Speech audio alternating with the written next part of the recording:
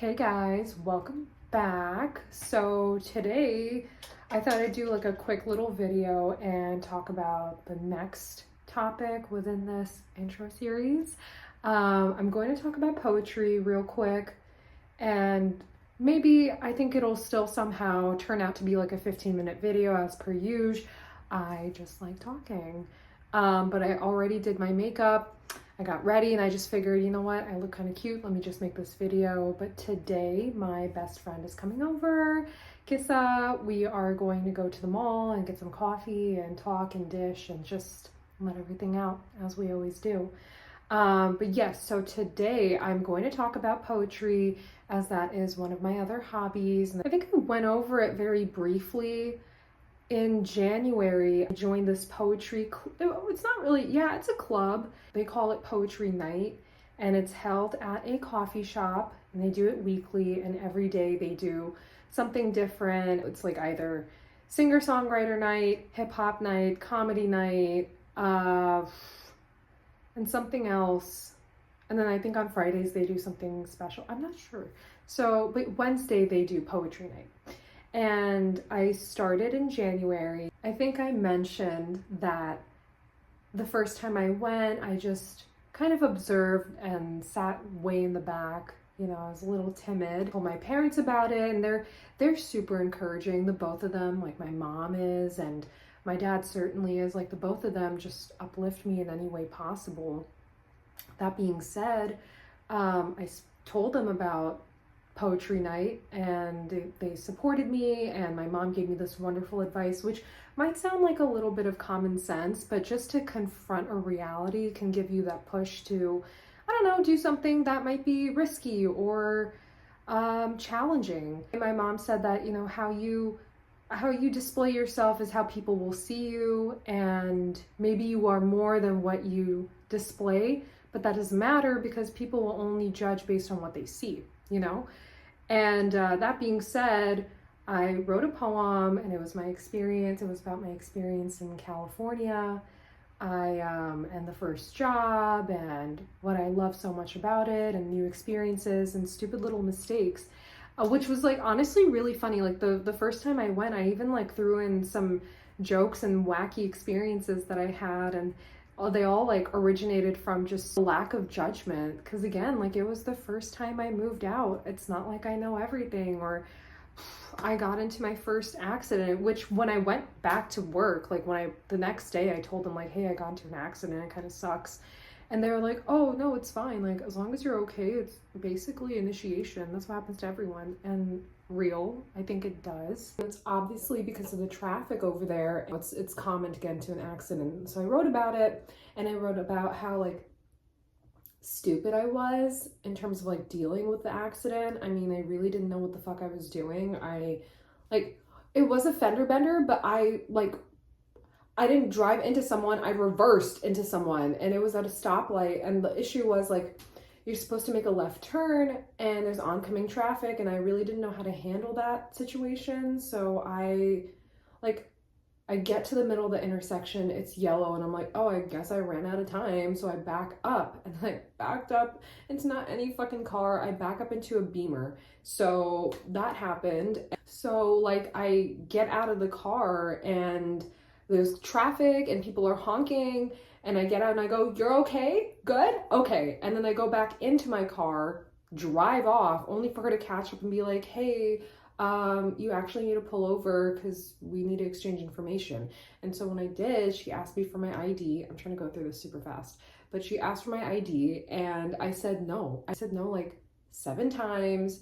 And then she was like, listen, like I'll report this as a hit and run, and you don't want that or anything. And so I finally gave my ID, and we exchanged information, and that was that. But anyway, I talked about it briefly in my poem, as well as so many other stupid little things that I did back then. Or like opening, this is just me being stupid, but like opening the door when someone was banging on it. The guy was like, oh, hey, did you take my parking spot? Like, do you have a white car? He was super angry, and I remember that night, it was like raining, it was storming outside.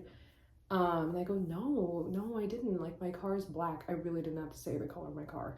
He just like walked off really angry, and I stop and I go, why, I don't know why the fuck I did this, but I was like, wait, why are you so upset? And then he came back and like yelled at me again. So anyway, yeah, that was my first poem, and I got a couple laughs, which is good. And then the second time, I can't even remember, like the second time was about like, I guess like new epiphanies that I've experienced. So I kind of ventured onto deeper subjects instead of personal experiences that are silly. So yeah, my second poem was about happiness and my definition of it as I, I guess get older and understand new perspectives on life, and that happiness is not necessarily found in excessive laughter and constantly having a good time, which is very important,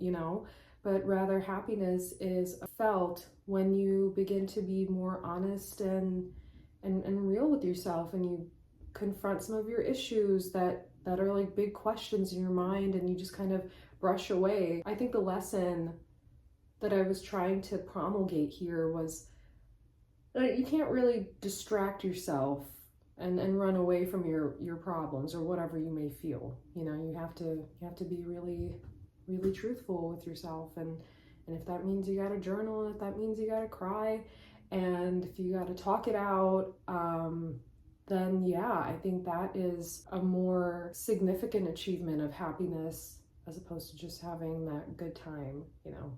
So that was my second poem. There are like a few other ones that I did that I'm pretty proud of.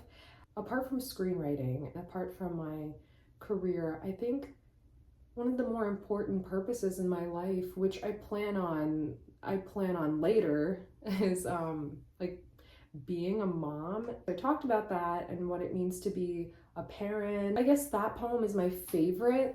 I just, over these past few months, realized like life is finite.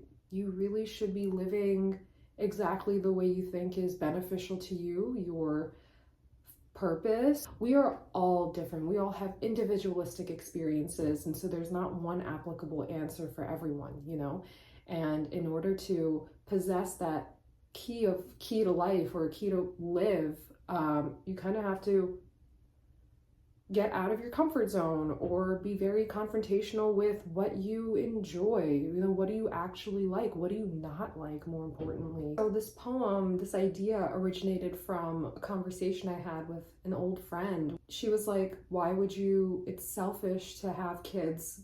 And I forget her reasoning. Maybe it's because there are already so many children in the world and maybe we should consider adopting, or it's just inherently selfish. What is the reason to bring them other than fulfilling a certain criteria? I don't know, I pondered over it recently as I kind of understood that life is full of opportunities and beautiful experiences, and you should be living it exactly how you want. Oftentimes people don't. It can be, like, in a sense, dangerously wasteful, and it's dangerously wasteful because we conform to certain constructs and standards that maybe not even resonate with us yet or ever. I ruminate over the subject, like, why bring kids if life sucks? I don't think that life sucks, but oftentimes it does. And of course we're going to be tested in your health, your wealth, your family, your possessions, whatever it may be. You will be tested in life. If I want to bring kids in this world, I want to at least have a good sense of how to live. My favorite line from that poem was, I forget how I said it. I said, maybe I shouldn't take things so seriously and take myself more seriously instead. And what I mean is what I've been saying throughout this video, maybe even the first one, is just, being very real with yourself and knowing what you like, and making sure that if you do conform to certain standards and certain social constructs, that you do it sincerely. It's because you resonate with them. And then the last one I did recently, before I decided to visit my family here, the last one was about Palestine. And again, like, I was still ruminating over the subject of being a mother and the trials that come with it, and the love that comes with being a mom, like what it takes from you and what it makes of you to become a mother, and how it must feel for those suffering in Palestine. So I wrote a poem about that, and I promoted a shirt that I made. Half of the proceeds go to MAP, Medical Aid for Palestinians.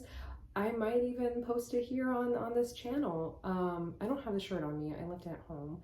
But yes, so I wanted to promote the shirt and just read the poem, talk about it, and it was really good. It was well received. So that was great.